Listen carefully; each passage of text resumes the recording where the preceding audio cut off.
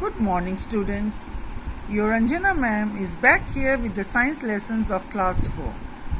Students, we were doing chapter 6, adaptation in animals. We had learned about the adaptation of the terrestrial animals and the aerial animals. Today we will learn about the aquatic animals. What are aquatic animals?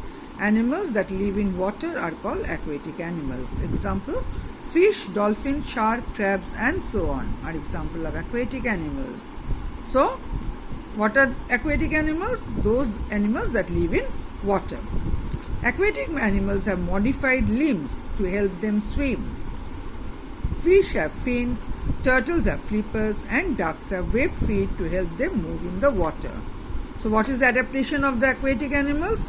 Fish, they have fins. Turtles, they have flippers, and ducks that have webbed feet to help them move in the water. Look at these aquatic animals. The dolphin, the fish, they are all aquatic animals. Most aquatic animals have a streamlined body to help them move through water. We have learned about the birds that have streamlined body. We are also learning about the fish or other aquatic animals that have a streamlined body. Why? It helps them to move through the air or through the water easily.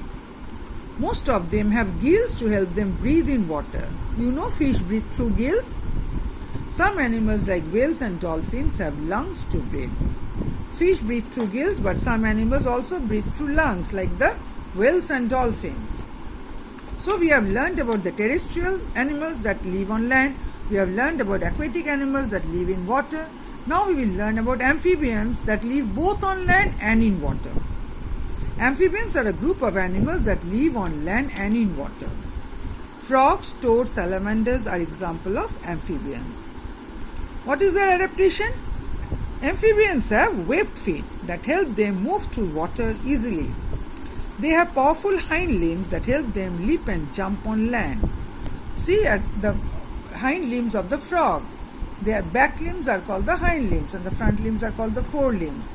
They have strong hind limbs which help them to leap and jump on the land.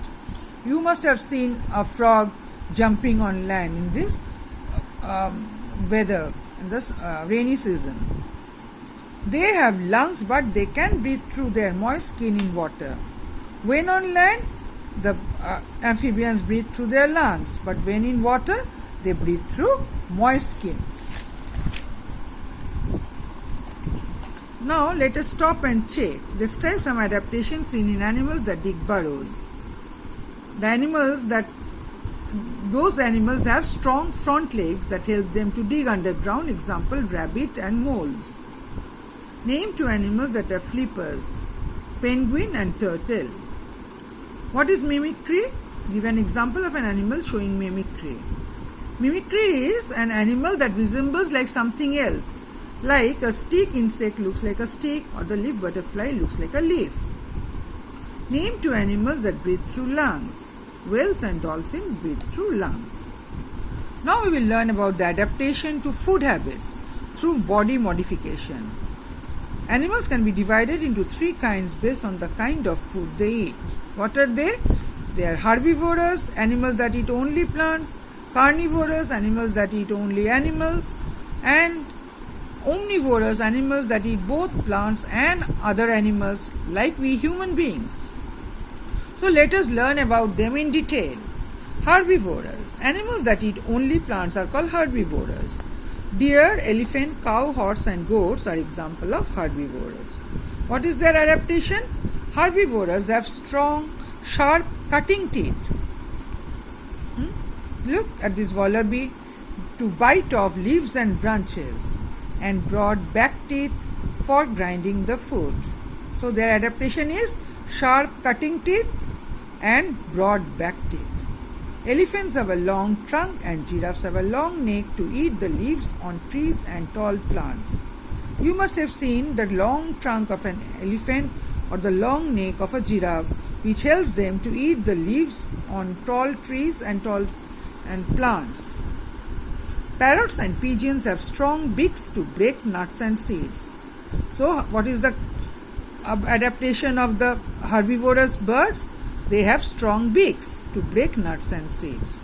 The hummingbird and sunbird have long, thin beaks to reach the nectar in flowers. Look at the sunbird. It is having nectar. It is sucking nectar and is having a long, thin beak. Now carnivorous. Look at this wolf. What it is having in his mouth? Yes, the flesh of other animals. Animals that eat only other animals are called carnivorous.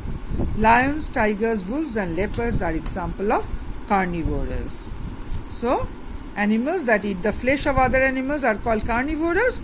Example, lion, tiger, wolf. Carnivores have sharp tearing teeth to tear the meat that they eat. What is their adaptation? Sharp tearing teeth. Why? To tear the meat. The bones of a snake's jaw are loosely connected. This helps them to swallow prey that is larger than their head.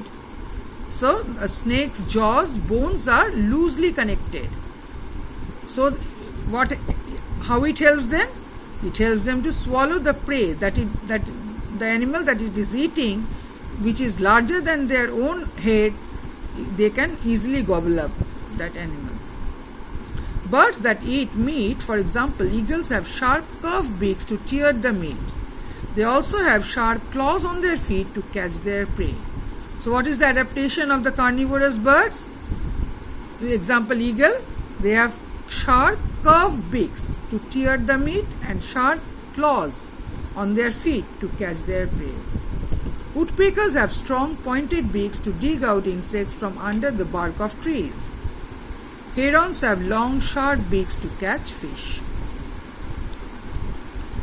And omnivorous animals that eat both plants and other animals are called omnivorous. Example are bears, dogs and human beings. So, what happens?